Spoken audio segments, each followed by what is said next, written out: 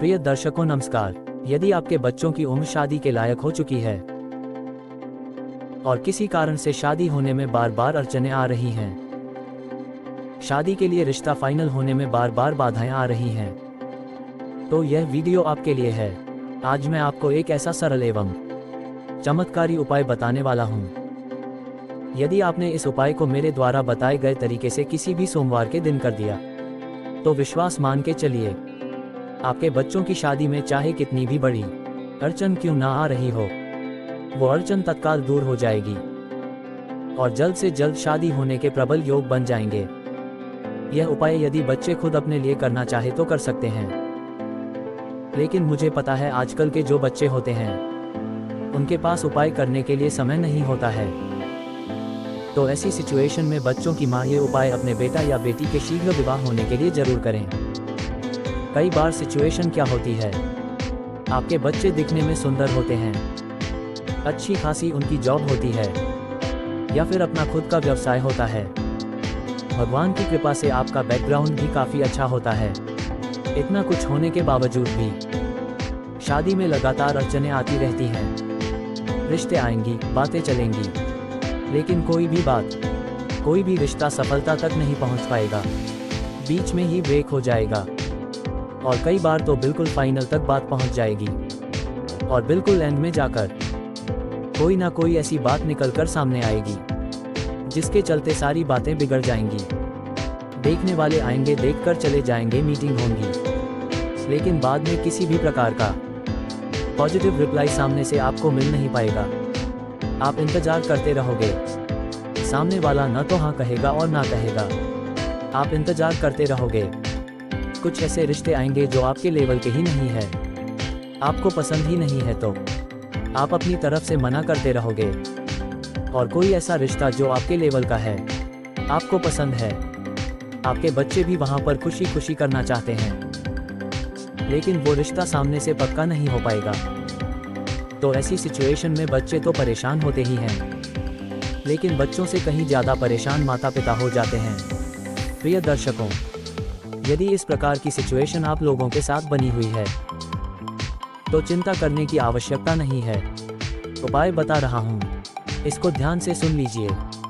उपाय बताऊं इससे पहले आपसे निवेदन करना चाहूँगा, यदि आप चैनल पर नए हैं और अभी तक आपने इस चैनल को सब्सक्राइब नहीं किया है तो मुझसे लगातार जुड़े रहने के लिए अभी इस चैनल को सब्सक्राइब कर लीजिए और बेल आइकन को भी प्रेस करके रखिए, ताकि हमारी आने वाली इसी प्रकार की नई वीडियो का नोटिफिकेशन आपको मिल जाए और वो वीडियो आप आसानी से देख पाएं। तो प्रिय दर्शकों, अब आप उपाय सुन लीजिए, इसको ध्यान से सुन लीजिए।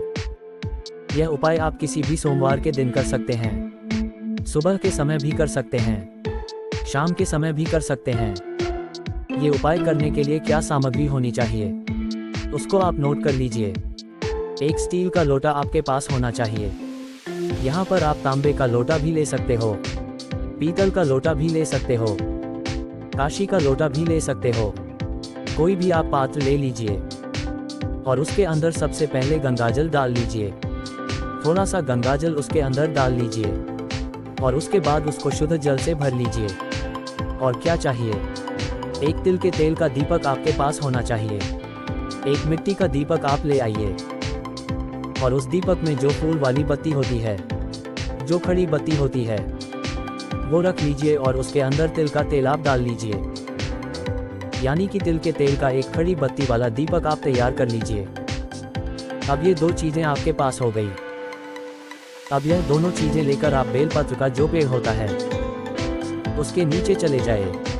आपके आसपास बेलपत्र का पेड़ जरूर मिल जाएगा, आप ढूंढ लेना, या फिर मंदिर का जो भी पुजारी है आपके आसपास उससे पूछ लेना, तो वो आपको बता देगा। या तो किसी पार्क में हो सकता है या किसी मंदिर में हो सकता है। तो बेलपत्र के पेड़ के नीचे आप चले जाइए और बेलपत्र के पेड़ के नीचे जाकर सबसे पहले यह जो जल आप लेकर के गए हो, बेलपत्र का जो पेड़ है उसकी जड़ में इसको आप अर्पित कर दीजिए। उसके बाद यह जो दीपक आप लेकर के गए हो, इस दीपक को बेलपत्र का जो पेड़ है उसकी जड़ के पास रखकर इसको जला दीजिए अपनी मनोकामना बोलते हुए। और उसके बाद एक मंत्र का जाप करना है। बिल्कुल आसान मंत्र है। मंत्र क्या है?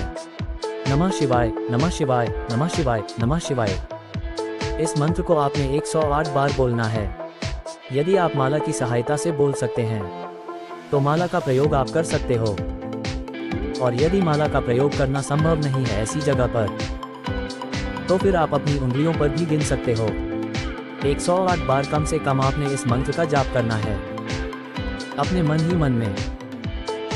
चाहे आप माता पिता हो या फिर आप लड़का या लड़की खुद कर रहे हो अपने लिए, तो इस मंत्र का जाप आपने 108 बार कर देना है। और उसके बाद शंकर भगवान से मां पार्वती से अपने शिखर विवाह होने के लिए आपने भाव से प्रार्थना करनी है। और यदि आप मां हो अपना बेटा या अपने बेटी के लिए ये कर रहे हो, तो अपने बेटा या बेटी की जल्दी शादी होने के लिए आपने भाव के साथ प्रार्थना करनी है। आपकी जो प्रार्थना है उसके अंदर भाव होना चाहिए, श्रद्धा और विश्वास होनी चाहिए। तो यह आप प्रार्थना कीजिए, और उसके बाद यदि संभव है तो इस बेलपत्र की 3 परिक्रमा कर लीजिए, या फिर 5 परिक्रमा कर लीजिए, 7 परिक्रमा कर लीजिए, 11 परिक्रमा कर लीजिए। यदि हो सके तो परिक्रमा आप इस बेलपत्र की जरूर कीजिए। आप 3 भी कर सकते हो, 5 भी कर सकते हो, 7 भी कर सकते हो, 11 भी कर सकते हो। और यदि परिक्रमा सम करना संभव नहीं है तो फिर अपनी ही जगह पर खड़े होकर के 3 बार गोल गोल घूम जाए। तो 3 बार जब आप गोल गोल घूमोगे तो उसका फल भी परिक्रमा करने के बराबर ही आपको मिल जाएगा। तो इस प्रकार से यह छोटा सा उपाय आपके लिए चमत्कारी सिद्ध हो सकता है। आपके बच्चों की शादी में आ रही बड़े से बड़ी अड़चन को तत्काल दूर करके जल्द से जल्द शादी होने का एक प्रबल योग बना सकता है। तो इस प्रकार आप यह उपाय किसी भी सोमवार के दिन कर सकते हैं। और मैं आपको कहना चाहूँगा, यह उपाय आप 11 सोमवार कर दीजिए। यदि 1 सोमवार या 2 सोमवार करने से ही आपके बच्चों की शादी के लिए रिश्ता आ जाता है और पक्का हो जाता है, तो बीच में आप छोड़ सकते हो, नो प्रॉब्लम। और यदि 1-2 सोमवार उपाय करने से ऐसा नहीं होता है तो फिर 11 सोमवार आप ये उपाय कर दीजिए, क्योंकि कई बार क्या होता है कि उपाय का जो रिजल्ट है वो थोड़ा सा देरी से मिलता है और कई बार जल्दी मिल जाता है। वो जन्म कुंडली के अंदर जो ग्रह और नक्षत्र हैं उनकी स्थिति पर डिपेंड करता है। तो आप इसको 11 सोमवार कर दीजिए और आप खुद देखेंगे कि यह उपाय करने से आपको कितना लाभ हुआ है।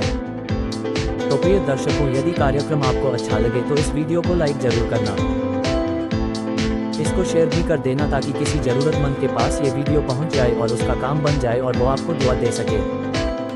कमेंट बॉक्स में मां पार्वती या शंकर भगवान जरूर लिखना। हर हर महादेव आप लिख देना, बड़ा ही अच्छा रहेगा और आपका काम जल्द से जल्द बन जाएगा। एक बार फिर आपसे निवेदन करना चाहूँगा, यदि चैनल आपने अभी तक सब्सक्राइब नहीं किया है तो हमसे लगातार जुड़े रहने के लिए चैनल को सब्सक्राइब जरूर कर लेना। आज के लिए बस इतना ही, आगे फिर मिलेंगे, तब तक के लिए नमस्कार।